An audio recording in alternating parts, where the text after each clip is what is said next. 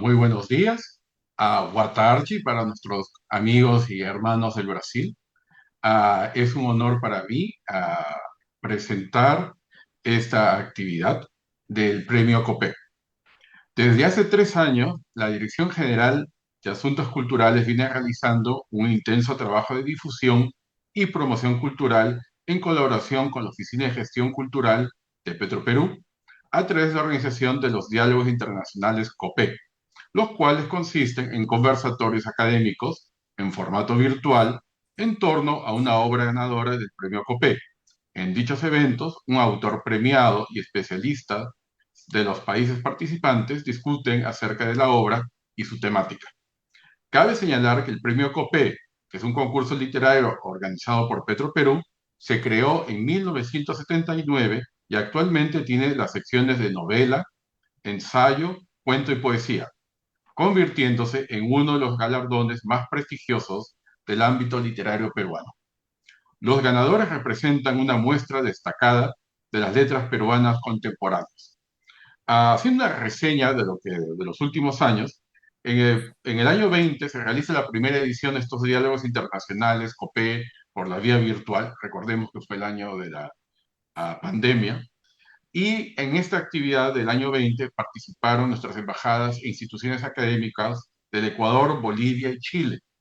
En el año 2021 se hicieron la segunda edición de estos diálogos internacionales COPE con la participación de embajadas e instituciones académicas de Colombia, Argentina y México. En el año 2022 se decidió hacerlo en Centroamérica. Y finalmente, para este año, hemos decidido hacer algo diferente, a trabajar con países que no son de lengua castellana, pero sin embargo, el idioma castellano, que incluye a 400 personas, 400 millones de personas, y que tiene una presencia importante en estos países. Entonces estamos hablando de Canadá, Estados Unidos y el Brasil.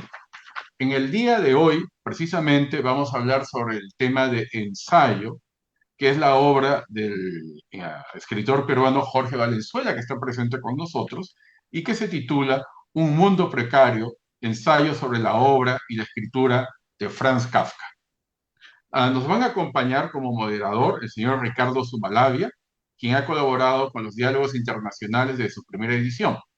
También va a participar con nosotros el señor Juan Ferreira Fiorini, que es el representante del Instituto Cervantes en Sao Paulo, y finalmente el señor Ronaldo Acosta Fernández, que es un importante escritor y poeta brasileño, y quien va a decir unas palabras de crítica al respecto. Finalmente quería excusar la presencia del embajador Guido Toro, el director general para Asuntos Culturales, que no se ha podido hacer presente por temas de salud. Adelante, por favor.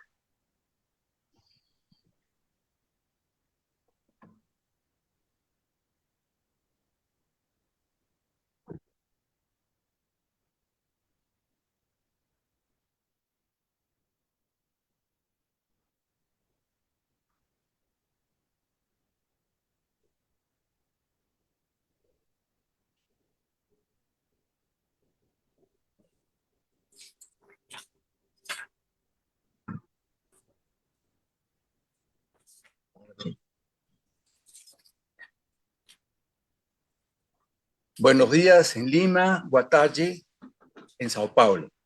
Ministro Augusto Bazán, director de promoción cultural de la Cancillería, señor Carlos del Águila, jefe de gestión cultural de Petroperú, profesor Luis Cardona, representante del Instituto Cervantes de San Pablo, doctor Jorge Valenzuela, distinguidos panelistas, señores Ricardo Sumalavia, Ronaldo Fernández y Juan Fiorini, respetable público. Para el Consulado General del Perú en San Pablo, ha sido muy honroso apoyar en la organización de este importante evento cultural que hoy se concreta en este conversatorio académico sobre el trabajo literario de un destacado integrante de la generación de narradores peruanos, el doctor Jorge Valenzuela, quien en su ensayo Un mundo precario aborda con amplia versación y capacidad crítica la obra del escritor checo Franz Kafka.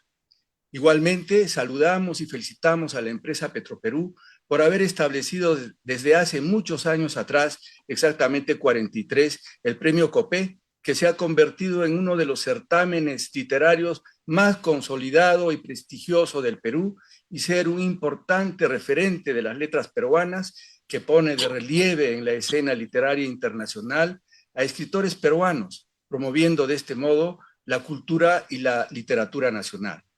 Para nosotros es gratificante que este consulado participe en un cenáculo literario de tan alto prestigio. Del mismo modo, es un orgullo que por primera vez se lleve a cabo este ilustre conversatorio en un país de habla lusófona. Hemos tenido la suerte de comprometer al doctor Juan Fiorini, cuyo manejo de la lengua cervantina le ha facilitado comprender a profundidad lo afirmado por el autor del libro o materia de discusión respecto a la existencia vital de Kafka, descripción de su entorno y personajes. A él le reitero nuestra gratitud por haber aceptado la invitación a participar en esta tarde. Pasando a materia de esta sugerente charla, deseo expresar mi más dedicado elogio al doctor Valenzuela por haber tenido el coraje de estudiar, analizar y hacer una apreciación a la obra del probablemente escritor más universal del siglo XX, el escritor atormentado, que en sus obras reflejó el estado de espíritu del siglo pasado, registrando el impacto de la modernidad que en la visión de Kafka agobia al individuo, convirtiéndolo en un ser angustiado, doliente y deprimido. Sin duda, el trabajo del maestro Valenzuela constata que el agotamiento de la lectura de su obra es una imposibilidad, tratándose de un escritor que siempre trae consigo algo valioso, diverso y novedoso. Finalmente, desde San Pablo, urbe cosmopolita y crisol de culturas, me pongo a vuestra disposición para futuras iniciativas de promoción del arte y la cultura en general. En ese sentido, estoy convencido que con esta palestra literaria estamos contribuyendo al mayor acercamiento de las comunidades literarias de ambos países y al fomento de un mayor desarrollo cultural conjunto. Muchas gracias. Muy obrigado. Muchas gracias, cónsul, por sus palabras, muy amable. Gracias. Gracias.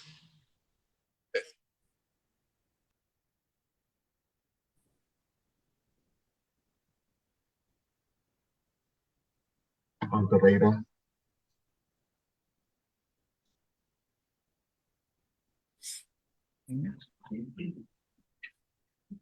Muy buenos días a todos que están en Perú y buenas tardes a los que estamos acá en Brasil. No puedo dejar de agradecer, ¿no? A la invitación para que pudiera participar y la invitación para que pudiera tener el honor de conocer al trabajo tan excepcional, ¿no? De doctor Jorge Valenzuela, del cual vamos a tratar más adelante. Voy a comentar con unas breves líneas sobre mis impresiones de lectura. Y bueno, entonces felicito, ¿no? a Petro Perú y a todos los que están en la organización del premio COPE. Y bueno, decir nada más que es una señal muy interesante de la seriedad del premio COPE que brindaran, que galardonaran a un trabajo tan fuerte como el de Jorge Valenzuela. Quisiera también agradecer por la oportunidad de ver a Ricardo Sumalavia, ¿no? Ya soy un lector de Ricardo Sumalavia hace un buen tiempo sin conocerlo antes y qué gusto tremendo verlo. Y también a Ronaldo Costa Fernández, ¿no? Que también habla desde Brasil y que ya tiene una carrera literaria tan bien consolidada, tan bien galardonada a lo largo del tiempo y que es una referencia importante para las letras brasileñas. Y por último también saludar al señor ministro Bazán, al señor cónsul Muí, Luis Monteagudo, y a Carlos de Águila y bueno, en algunos minutos volvemos para comentar un poco sobre el trabajo de Jorge Valenzuela. Gracias, Juan, muy amable. Gracias. Muy, gracias. Muy buenos días a todos. Señores, señor ministro Augusto Bazán, cónsul general, el ministro Juan Pablo Luis Monteagudo, Pacheco, señor Juan Ferreira, amigo Jorge Valenzuela, amigo de casa, pero ya literalmente, y don Ricardo Sumalavia. Ronaldo Costa, amigo también del Brasil, muchísimas gracias por esta ya cuarta edición de los diálogos internacionales que junto con el Ministerio de Relaciones Exteriores desde el año 2020, Petróleos del Perú, Petroperú, el área de gestión cultural de esta empresa, viene realizando. Evidentemente ustedes saben que desde el 2020 tuvimos que cambiar formatos y, digamos, profundizar mucho a nivel de la comunicación y la expectativa que una pandemia nos obligó a establecer. Y Petroperú ha tomado la decisión de continuar con este nivel, digamos, de interacción con la intelectualidad a nivel mundial, con el apoyo y el soporte, digamos, de Ricardo, que brillantemente dirige estos diálogos internacionales junto con Relaciones Exteriores. En esta oportunidad, como ya se ha mencionado, vamos a tener, digamos, la participación con Brasil, Estados Unidos y Canadá, que son los países que en este proceso vamos a desarrollar junto con el Ministerio de Relaciones Exteriores, a la cual agradecemos muchísimo. Pero también mencionar el hecho de que nuestro moderador, Ricardo Sumalavia, estamos hablando de un doctor en letras por la Universidad de Burdeos, responsable de las colecciones Underwood y Orientalia de la Universidad Católica del Perú, donde actualmente es docente y director del Centro de Estudios Orientales de esa casa de estudios, ¿no? Es profesor visitante de la Universidad de Bangkok de Corea del Sur y ha publicado muchísimas contribuciones en el ámbito de la literatura, con el sello editorial Copé también, nos ha acompañado bastante cercanamente en muchas de estas publicaciones. Queremos agradecer la presencia de todos ustedes, el hecho de trabajar todavía desde el 2020 y esperemos seguir haciéndolo con el Ministerio de Relaciones Exteriores para poder llegar a peruanos o a amantes de la literatura en otras partes del globo. Creo, en nombre, digamos, del presidente del directorio y de la gerente de comunicaciones de Petróleos del Perú, doy mi saludo y felicitaciones para iniciar con Ricardo este cuarto diálogo internacional. Muchísimas gracias. Muy bueno, muchísimas gracias por todas las palabras precedentes de las autoridades, representantes de las instituciones que llevan adelante un año más estos diálogos internacionales COPE, donde tenemos la oportunidad, como bien sabemos, de difundir a otros ámbitos, llegar a otros espacios culturales, literarios y poder conversar, dialogar a partir de los libros ganadores del importante Premio Nacional COPE, que ya tiene muchos años y de gran trayectoria y que ha consolidado además carreras literarias. Bueno, en esta oportunidad, como bien se ha dicho, vamos a conversar acerca del libro Un Mundo Precario, ensayo sobre la obra y la escritura de Franz Kafka, premio que fue otorgado al escritor Jorge Valenzuela. Primero, permítame brevemente, porque si bien ya se han dado algunas palabras sobre los participantes en este conversatorio, quisiera hacer algunas pequeñas precisiones. Un segundo, si me ve. Ok, perfecto. Sobre el autor ganador Jorge Valenzuela Garcés, que es miembro de número de la Academia Peruana de la Lengua, doctor en literatura hispanoamericana por la Universidad Complutense de Madrid, actualmente profesor principal del Departamento de Literatura de la Facultad de Letras de la Universidad Nacional Mayor de San Marcos. Y también ha sido profesor visitante en países como Cuba, Chile, en Brasil mismo, y también colaborador en medios de prensa importantes en nuestro país como El Comercio, La República, y por supuesto ha publicado varios libros de cuentos importantes, un escritor representante de la generación del 80 y que, como acabo de mencionar, es el reciente ganador de este premio de ensayo.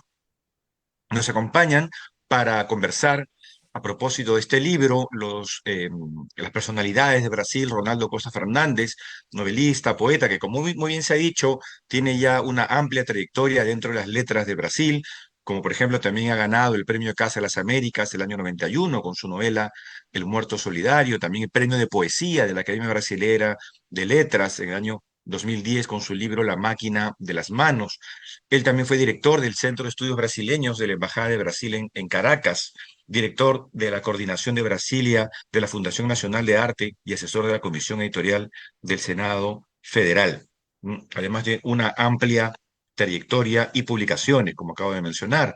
Y también nos acompaña Juan Ferreira Fiorini, doctor en Estudios de Lenguaje por la Universidad Federal de Mato Grosso, máster en Estudios Literarios por la Universidad Federal de Uberlândia, con grado en Letras por la Universidad Federal de Minas Gerais, profesor de español en el Instituto Cervantes de Sao Paulo, ha publicado Contar Filmes o Cinema Imaginario de Manuel Puig y ha sido coorganizador de otros libros de crítica literaria, además de otras actividades sumamente interesantes en el ámbito de la literatura y la cultura.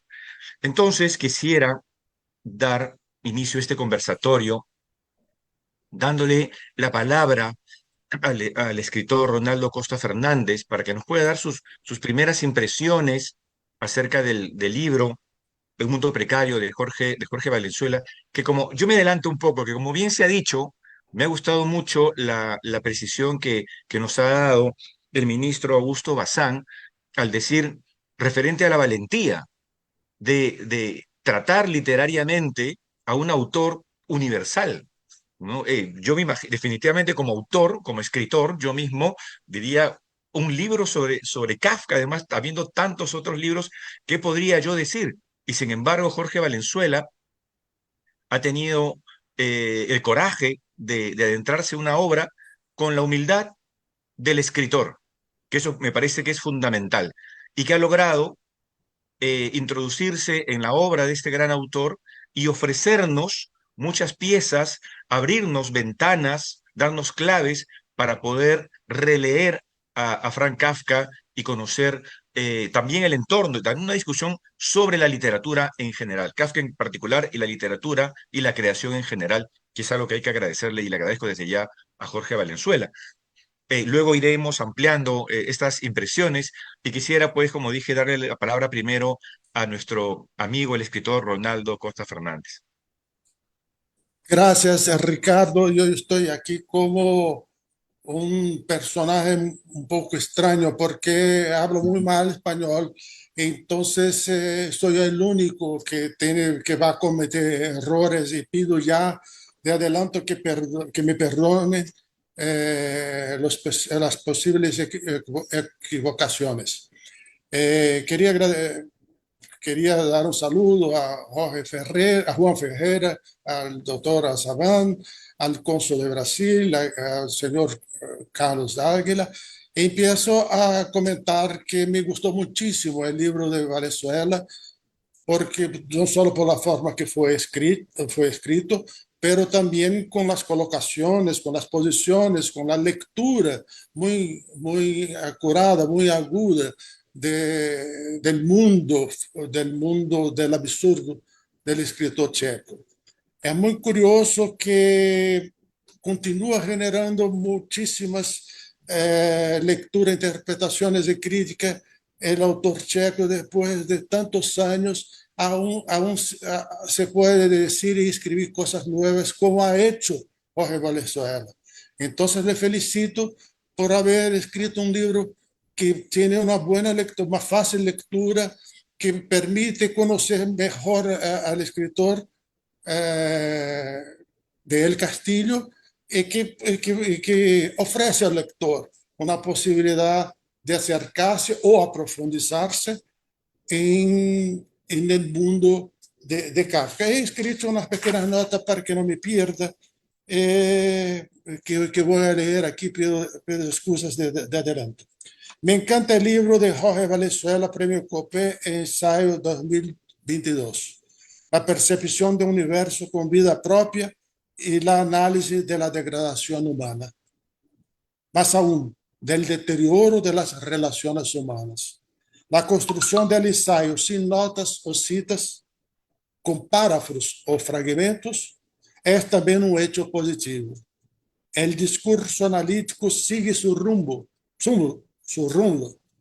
sin alteraciones, y no se submete ninguna teoría, no se submete a ninguna teoría preestablecida. La inclusión de datos biográficos en la obra de Valenzuela no sirve para que el autor busque la interpretación de la obra de Kafka por medio de su vida. Cuando lo hace, ubica la vida de Kafka como un proyecto literario vital y la necesidad que el autor checo utiliza la literatura hacia la salud mental y hasta física. El modo cambiante de los párrafos o de los fragmentos que pueden ser leídos de una manera aleatoria también es un aspecto por demás positivo. De esa manera, sin citas o pocas citas, Jorge Valenzuela se acerca al estilo de los filósofos, aunque su ensayo sea profundamente crítica literaria. Ese estilo provoca en los lectores el placer de gozar a un texto libre y sin un lexo cargado de lenguaje universitaria y su crítica que reduce el número de lectores. Más aún quería decir que, como ya fue dicho, no me acuerdo ahora por quién, creo que por Ricardo, que es un libro, aunque Valenzuela sea profesor universitario, pero es un libro, crítico literario, pero es un libro de escritor, es un libro de autor, es un libro de creador, es un libro de ficcionista. Me agrada muchísimo eso. Felicitaciones, Roger, por tu obra. Muchísimas gracias a Ronaldo Costa. Ronaldo. Sí. Muy bien, ahora quisiera pasar a Juan Ferreira Fiorini, sus primeros comentarios, y luego continuaremos con unos círculos de preguntas. También si los propios autores, Juan Ferreira Fiorini o Ronaldo Costa, tuviera preguntas específicas a Jorge Valenzuela, pues las preguntas son bienvenidas. Te escuchamos, estimado Juan. Ay, qué bien. Bueno, antes que nada, no puedo dejar de agradecer a un grupo especial de personas que hicieron con que hoy estuviera yo aquí, ¿no? En esta ocasión tan especial, ¿no?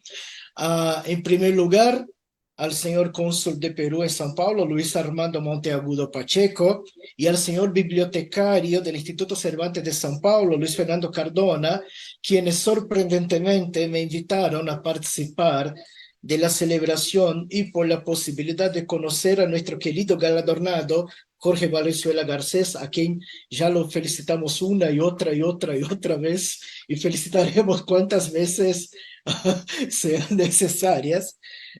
Y claro, ¿no? La posibilidad de conocer a su pujante trabajo tan merecedor del premio. Y en segundo lugar, pero igualmente importante, agradecer también a los responsables por la gestión cultural de Petroperú y por la organización de esos diálogos.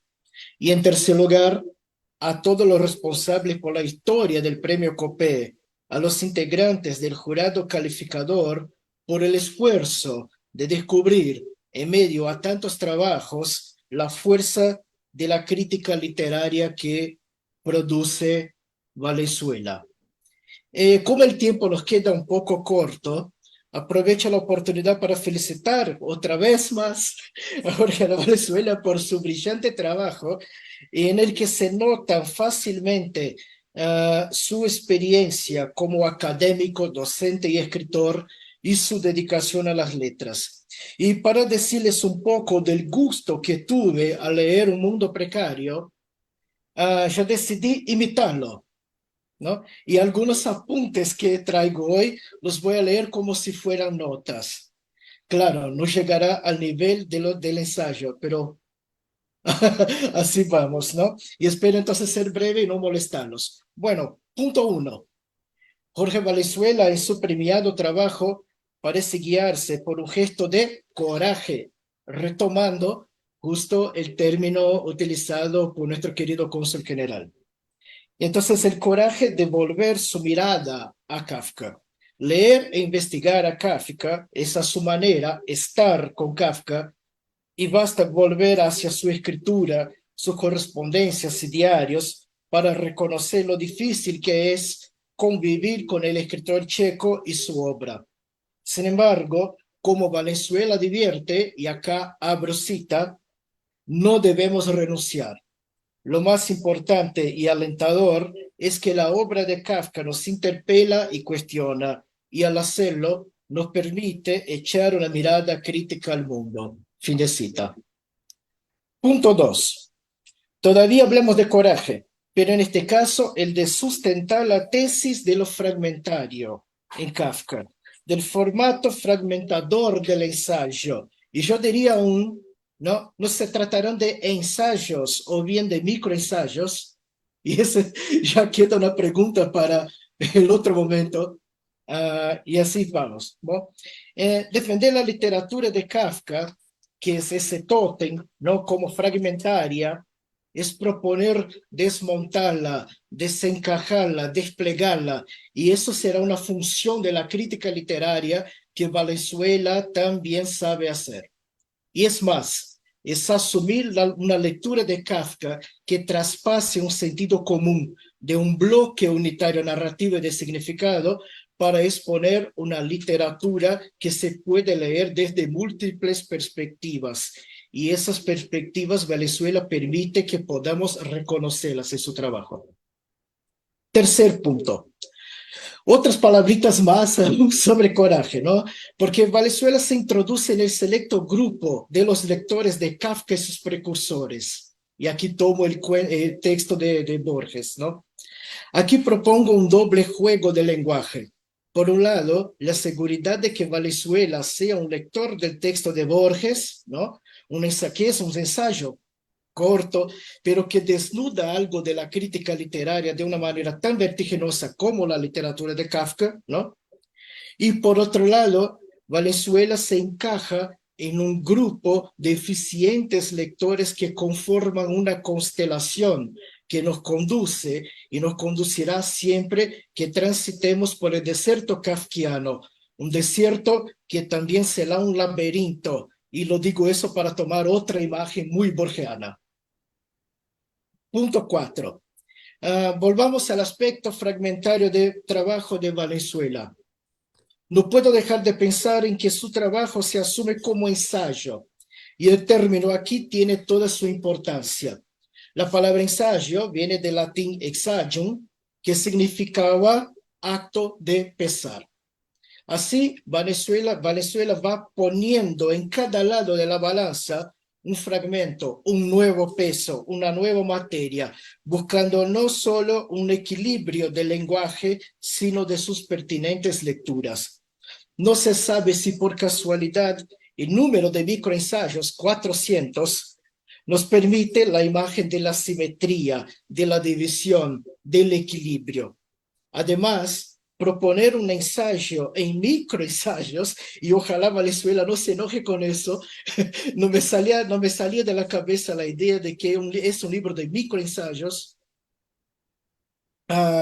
Entonces, proponer un ensayo en microensayos es asumir aquello que Jan Starobinsky defiende en su texto: es posible definir un ensayo, y aquí cito a Starobinsky.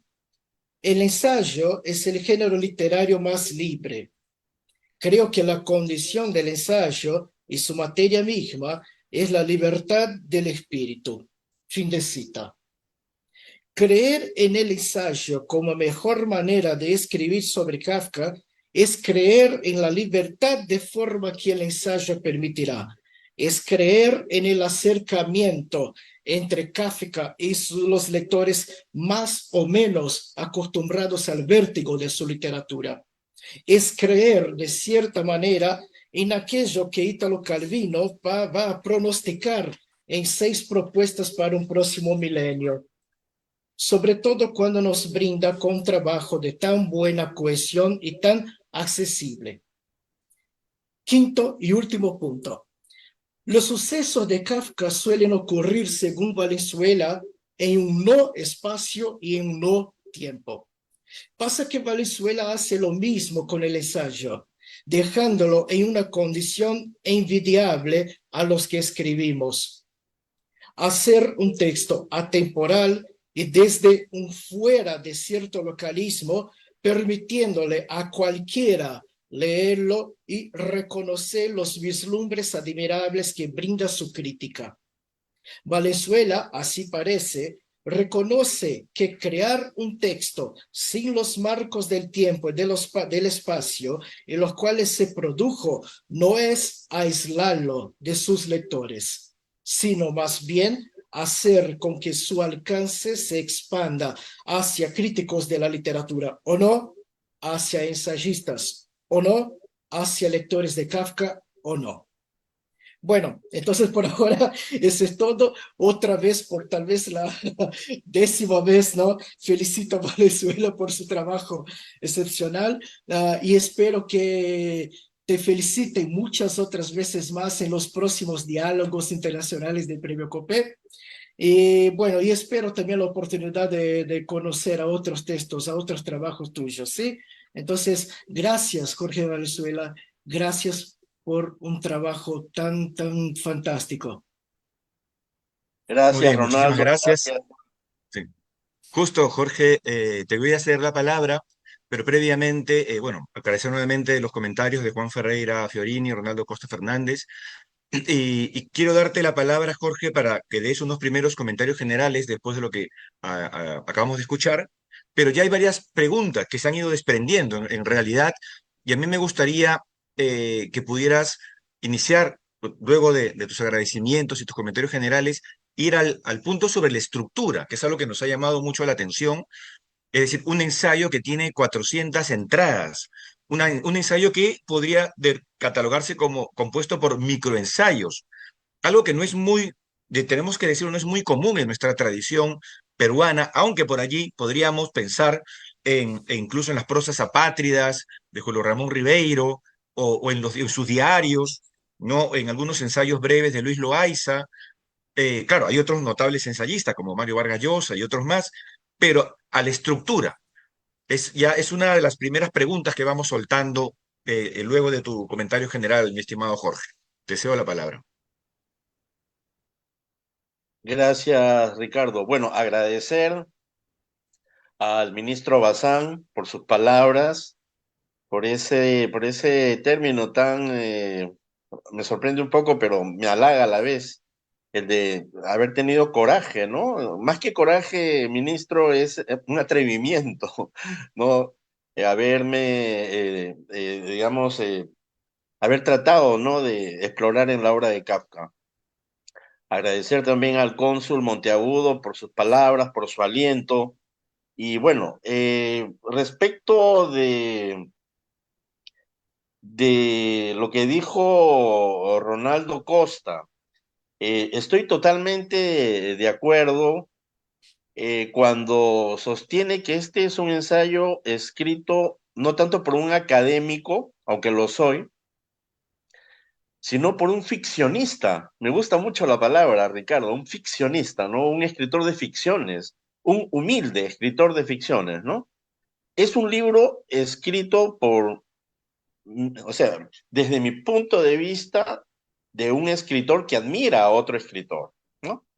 Ese ha sido el punto de partida y el punto de llegada, ¿no? No iba a escribir como un académico, iba a escribir como un lector de novelas y como un escritor que se acerca a otro para aprender de él, ¿no? Creo que Ronaldo ha notado con bastante claridad que mis anotaciones, fragmentos o microensayos, como ha dicho Juan, son anotaciones que atienden a la técnica, que atienden a los procedimientos formales, que atienden a los niveles de realidad que comporta la obra narrativa de Kafka, ¿no?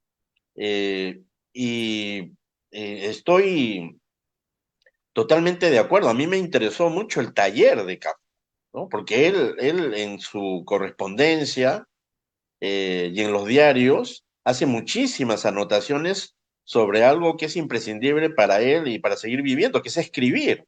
Entonces, como un escritor que, que hace de la escritura un medio para sobrevivir, no va a reflexionar sobre aquello que es tan importante para él? Eso para mí fue vital, ¿no? Eh, Luego, es cierto, cuando yo hablo de la vida de Kafka, hablo de la vida en función de lo que la vida de Kafka significa para su literatura. No hablo de la biografía porque me interese el anecdotario, ¿no? El anecdotario de su vida me es absolutamente, no indiferente, pero secundario respecto de lo que para él es, por lo que para mí es fundamental, ver cómo su vida se convierte en una extensión de su escritura, ¿no? Cómo el hecho de escribir es en sí mismo el eje que le permite seguir viviendo, ¿no? Eso me dio pie para muchas reflexiones, ¿no? Bien, luego a Juan me ha parecido sus anotaciones muy inteligentes. También ha escrito microtextos a partir de mi libro. Y esto, de alguna manera, ya respondiendo también lo que dice, sobre lo que pregunta mi estimado Ricardo, ¿no? Respecto a la estructura, lo fragmentario, ¿no? Kafka, a lo largo de su correspondencia y sus diarios, dice que solo la brevedad es impecable, ¿no? Que solo se puede ser verdaderamente, digamos, en un sentido, en el sentido que manejaba la escritura, ¿no? Se puede ser absolutamente brillante, impecable, ¿no? O se puede llegar a transmitir aquello que realmente nos importa a través de la brevedad, ¿no? Por eso él escribe también muchos fragmentos, ¿no? Escribe textos inacabados, textos que prácticamente van construyendo su sentido de manera progresiva, sin a veces arribar a un remate final, ¿no? Entonces, lo fragmentario para mí es un medio para precisamente asediar, ¿no? Ese universo a veces despojado de sentido que Kafka pone al descubierto, ¿no? Permanentemente, ¿no? En su narrativa. También lo fragmentario, para mí, y en esto creo que sí tiene absolutamente razón Juan, lo fragmentario me permite acceder a la síntesis de un conjunto de ideas. O sea, lo fragmentario como el medio que me obliga a sintetizar información y a reflexionar, tratando de articular, como fue el caso, ¿no? La obra de ficción, los diarios y la correspondencia. Cuando me enfrento a esa monstruosidad que es la obra de Kafka, digo, bueno, si escribo un ensayo tradicional sobre las novelas, bueno, voy a terminar escribiendo, eso va a ser así como las obras de Kafka, es una tarea infinita, ¿no? Que no tiene fin, inacabable, ¿no? Entonces opté por lo fragmentario precisamente por eso, ¿no? Porque me permitía establecer un diálogo entre estos tres espacios escriturales, ¿no? La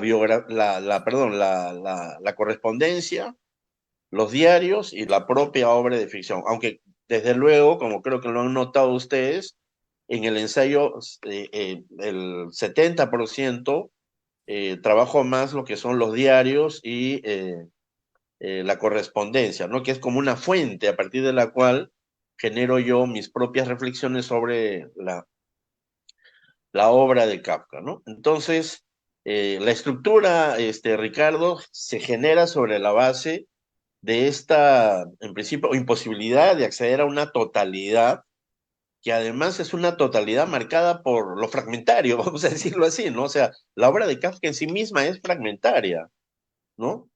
Es una obra que, digamos, trata sobre que tiene como un eje temático lo inacabado, ¿no? Lo inacabado es un tema en Kafka, ¿no? Lo que no llega a concluirse, lo que se frustra, lo que no tiene final, ¿no? Lo que no tiene continuidad, lo que se suspende, ¿no? Lo que queda a la expectativa, ¿no? Lo que busca respuesta. Entonces, para mí el fragmento, ¿no? Creo que se ajustó a esas expectativas, además por todo lo que han dicho también, ¿no? Es una manera muy eficiente de llegar a un lector, digamos, que no busca tanto ¿no? el artículo de investigación duro, ¿no? Científico, pero que busca en el ensayo un acceso a una obra, pues, asaz compleja, ¿no? Entonces también pensé en el lector, Ricardo, también pensé en la posibilidad de que cada microensayo, ahora sí ya asumo ese formato, de que a partir de cada microensayo pudiese, como tú bien dijiste al inicio, abrir una ventana a la reflexión, ¿no? Que pudiera generarle más reflexiones, más inquietudes, más preguntas, ¿no? Porque la obra de Kafka es una gran pregunta, ¿no? Bien, para ya no abusar del tiempo. Sí. Gracias. Gracias a ti, Jorge. Quisiera citarte en la entrada o el microensayo 392, ya que asumimos sobre esta nueva categoría. Al final dices hipótesis. Kafka deja inconclusas sus novelas no solo porque sus personajes se ven embarcados en una búsqueda interminable, sino también porque el mundo que representa es un mundo indeterminado, marcado por la repetición, sin contornos, sin límites. ¿Mm? Y es justamente lo que estabas tú mencionando, Jorge, ¿no? Es la hipótesis que has manejado. Tu micro está apagado, Jorge. A ver. Sí, totalmente de acuerdo. Esa es la hipótesis general, ¿no? ¿Mm? Que he trabajado, has acertado perfectamente, ¿no? Es la hipótesis general del libro. ¿Cómo apresar una obra que obviamente se maneja dentro de la experiencia de la totalidad, porque eso es lo que trata de buscar Kafka, ¿no? Pero que está marcada por, ¿no? Los límites de lo inacabado, de lo indeterminado, de lo inacible, de lo inaprensible, ¿no? Esa es una de las grandes paradojas que articula toda la narrativa de Kafka. Entonces, no, yo creo que ahí el fragmento me dio la posibilidad de acercarme, asomarme un poco a ese universo, ¿no? Ujú. Perfecto. No sé si alguno de nuestros colaboradores tiene alguna pregunta a Sí, partir de lo que nos es. Sí, Ronaldo.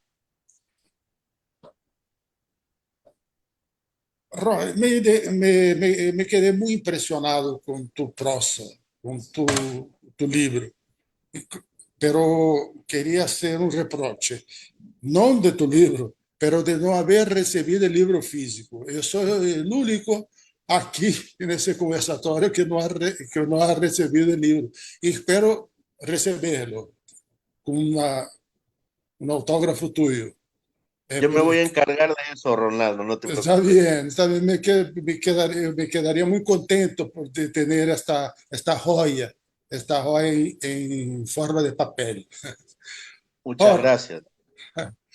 Jorge, pero hay una cosa, hay varias cosas que me inquietaron, pero no son, como puedo decir, no son, son cosas que me inquietaron, una cosa que me inquieta, por ejemplo, que tú escribiste, que los personajes se sienten culpables.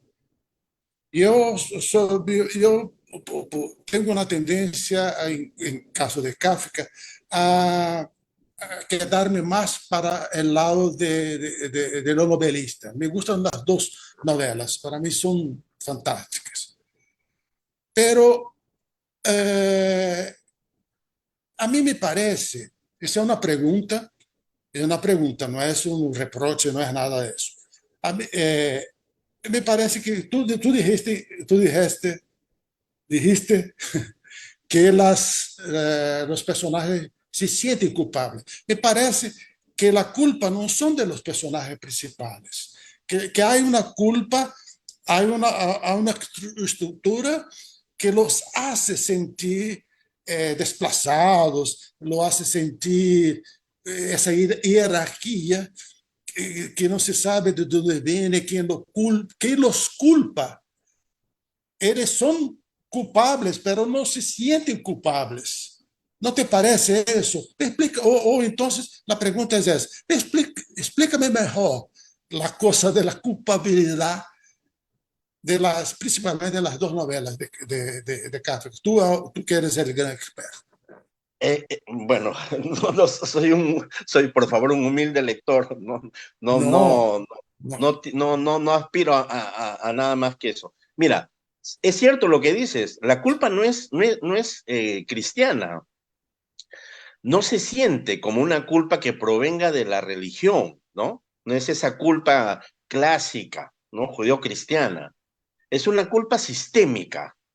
Es una culpa, como bien has dicho, que proviene de la estructura de la sociedad, que marginaliza, no reconoce al diferente, que somete los deseos de los personajes a, digamos, así, los somete a la oscuridad, ¿no? Que los obliga a somatizar de tal manera lo reprimido que solo se puede manifestar a partir de lo monstruoso, ¿no?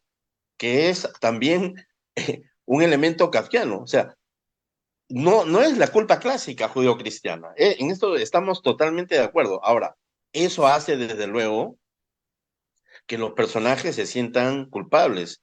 En La Condena, por ejemplo, que es un texto, de uno de sus primeros textos, ¿no?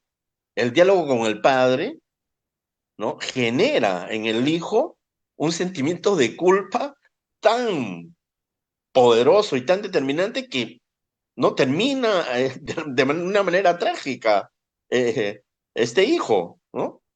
Entonces, es como un hecho fundacional en la narrativa de Kafka, el hecho de asumir, ¿no? Que el mundo es un mundo en el que no se puede vivir, en el que no se puede ser feliz, en el que se debe portar una carga, ¿no? Y que esa carga es inevitable, ¿no? Con natural, digamos, ¿no? Al ser humano, ¿no? Totalmente de Perfecto, acuerdo. Sí. perfecto, gracias por la explicación. Muy bien, sí, Juan. Sí, Jorge, quisiera hacerte una pregunta. Ahí en el exordio, ¿no? En la página 27, al final, mencionas tu preferencia del empleo del título La transformación en vez de la metamorfosis. En un primer momento, cuando estuve leyendo, ah,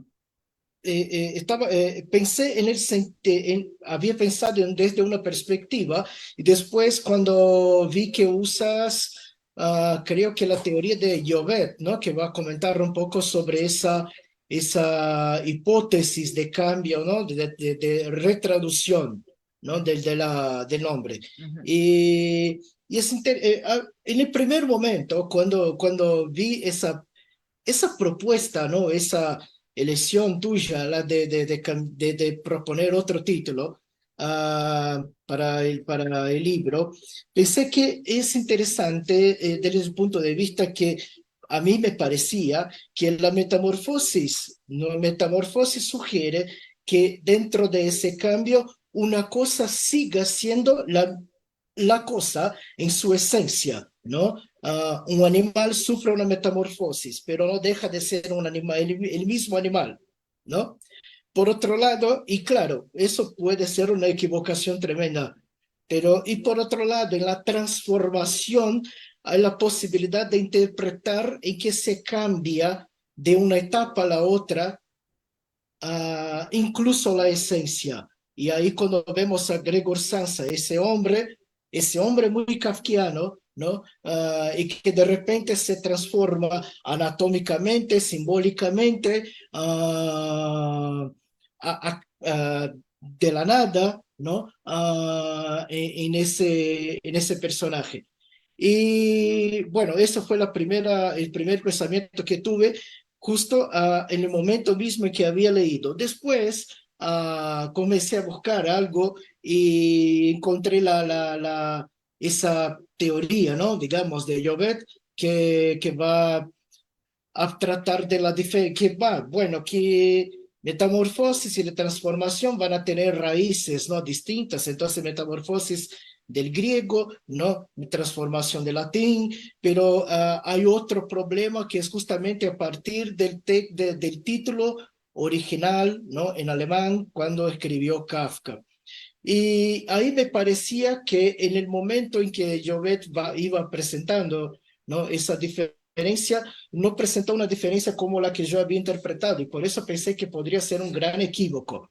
Así que te pregunto, Jorge, ¿cómo ves y por qué adoptas este cambio, esta retraducción del título del texto de Kafka? Bien, gracias Juan por la Es más, pregunta. la Mira, pregunta que te hago es justamente porque tengo mucha curiosidad de entender por qué este cambio. sí, sí, sí. Mira, la palabra metamorfose existe en alemán. Y si Kafka hubiese querido ponerle a su novela La Metamorfosis, hubiese utilizado, ¿no? Ese nombre. Pero utiliza otro, ¿no? Weltblandung, que significa la transformación. Entonces, bueno, ha sido un error, desde luego, heredado desde los primeros traductores del texto de Kafka, haber asumido la metamorfosis como el título que además no le hace justicia a lo que sucede en la novela, ¿no? Tú bien lo has dicho, ¿no? Gregorio Samsa, de la nada, ¿no? De un día para otro, amanece transformado, pero solo interiormente, ¿no? No sufre una metamorfosis que podría ser una transformación por etapas, ¿no? Entonces la transformación es instantánea, amanece convertido en otra cosa. Ahora, Gregorio Samsa no deja de ser Gregorio Samsa, ¿no?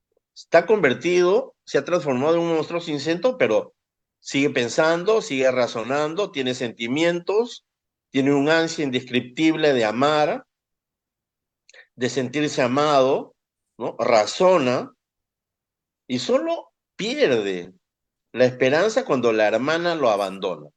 Cuando la hermana lo abandona, él ya no tiene ningún sentido para él seguir viviendo. Entonces, claro, el título, la metamorfosis, ¿no? Tiende a, más bien, como dijiste tú, ¿no? A convertir a algo en otra cosa muy diferente de lo que inicialmente fue. Claro, guardando la esencia, ¿no? Pero en el caso de Gregorio Samsa se produce una inicial transformación, ¿no? O sea, de un momento a otro, ¿no?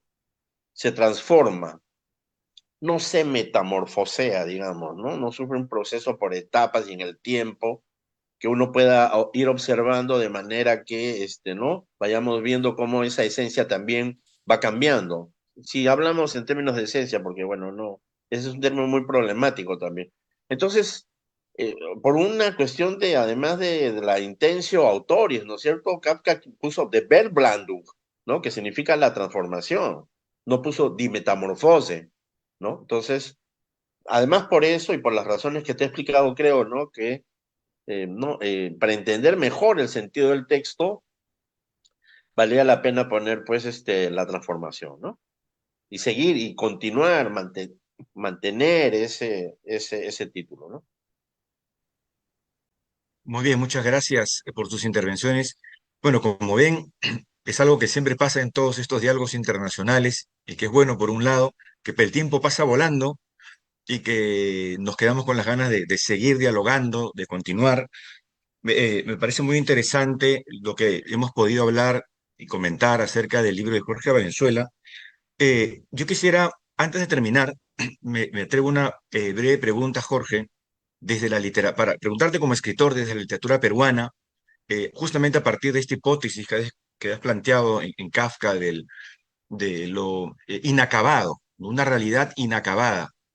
Bien sabes, y lo compartimos con nuestros amigos de Brasil, que la narrativa peruana pues tiene un fuerte sesgo realista y que pretende muchas veces plantear universos acabados para poder explicarlos, ¿no? Pero, digamos, somos muy poco kafkianos. Y de allí que celebro, me sumo a los tantas felicitaciones que se han venido dando durante esta sesión. Me asumo a ese coraje, también al término utilizado durante también esta hora, porque abordas a un autor que si bien los peruanos admiramos, no es que se practique demasiado o se problematice creativamente y que lo has tú hecho desde el ensayo, porque es un ensayo creativo, como bien has dicho, un ensayo de escritor, con una formación académica. O sea, la formación académica está allí, es obvia, pero la sensibilidad es la del escritor, la que no has abandonado. Y mi pregunta es, luego de este ensayo, ¿cómo tú has revisitado tu obra anterior y cómo quieres plantearla posteriormente? O sea, porque después ha habido parte ¿no? de tu vida dedicada a este libro. ¿De qué manera te afecta creativamente a ti, al escritor Jorge Valenzuela? Gracias por la pregunta, Ricardo. En efecto, yo podría, por mi obra narrativa, considerarme, y bueno, la crítica también lo ha hecho, como un escritor realista, pero claro, en mis últimos libros ya abandono, ¿no? Esa orientación, digamos, realista para trabajar en la metaficcionalidad, ¿no? Digamos, la reflexión dentro del texto de ficción sobre las condiciones de producción del propio texto ficcional. Y trabajo en mi último libro dos cuentos que tienen una inspiración kafkiana. Uno a partir de una anécdota y otro a partir de la carta al padre, ¿no? Entonces, lo kafkiano se puede abordar desde lo temático, ¿no? Y claro, tenemos escritores, ¿no? Ribeiro y compañía, Loaiza, ¿no? Varios han... Claro, pero totalmente de acuerdo contigo, la beta es minoritaria, esa beta kafkiana es minoritaria. Harry Belavan también, pues ha trabajado y creo que Ricardo en el prólogo menciona, ¿no es cierto?, a muchos escritores, ¿no? Claro, no ha sido mayoritaria la práctica de lo kafkiano ni la exploración en lo inacabado, porque en el Perú la tendencia más bien ha sido a convertir a la literatura en un espacio de respuestas, ¿no es cierto? De respuestas a problemas concretos, ¿no? A situaciones agobiantes, a las contradicciones propias del sistema, y eso a problemas de índole estructural, histórico, ¿no? Hemos tenido una guerra interna que ha durado aquí mucho tiempo, entonces eh, lo kafkiano, claro, aunque ha habido entradas también, ¿no? Miguel Gutiérrez ha trabajado una situación kafkiana que refiere de alguna manera también una situación problemáticamente social, ¿no? Asociada a la guerra interna y todo eso, ¿no? Entonces, claro, es una invitación, también este ensayo, ¿no?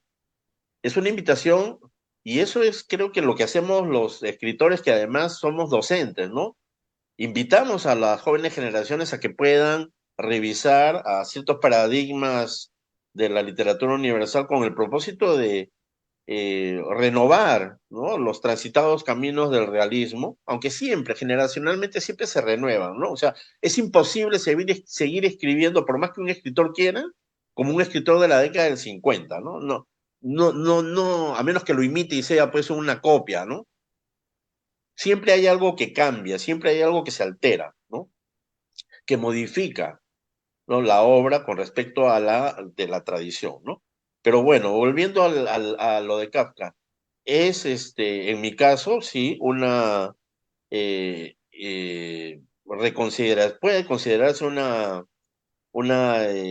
posibilidad de abrirme a nuevas orientaciones, a nuevas líneas narrativas, aunque en mis primeros cuentos ya hay elementos kafkianos, o sea, los primeros que escribí, ¿no? Cuando justo quería hacer mi tesis de licenciatura en San Marcos sobre Kafka, tienen esta impronta kafkiana también, ¿no? O sea que es como un ciclo, ¿no? He vuelto, ¿no? Mis primeros cuentos son muy oscuros, de un calado psicológico, ¿no? Así detallista al estilo kafkiano, ¿no? Y con finales a veces irresueltos, ¿no? Pero bueno, ahí está pues la invitación y gracias por la pregunta, es cierto, ¿no? El ensayo literario también puede ser una manera, ¿no? De reconsiderar el propio trabajo. Eso es lo que hacemos los escritores, ¿no? Nos debemos de alguna manera a los que nos han inspirado, ¿no? Claro que sí. Muy bien, muchas gracias, Jorge. Nuevamente, muchas gracias, Ronaldo Costa Fernández, Juan Ferreira Fiorini, a todas las autoridades que nos han acompañado y representantes de las instituciones como Petroperú para destacar la obra literaria nacional que pueda llegar a otros espacios, en este caso como en el Brasil, y como se anunció, también estaremos este año en otros diálogos con Estados Unidos, con Canadá.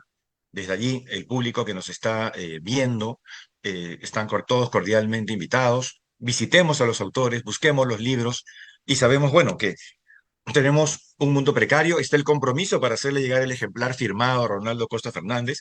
Tiene que ir de todas maneras a su casa. Y bueno, consigan el libro, léanlo.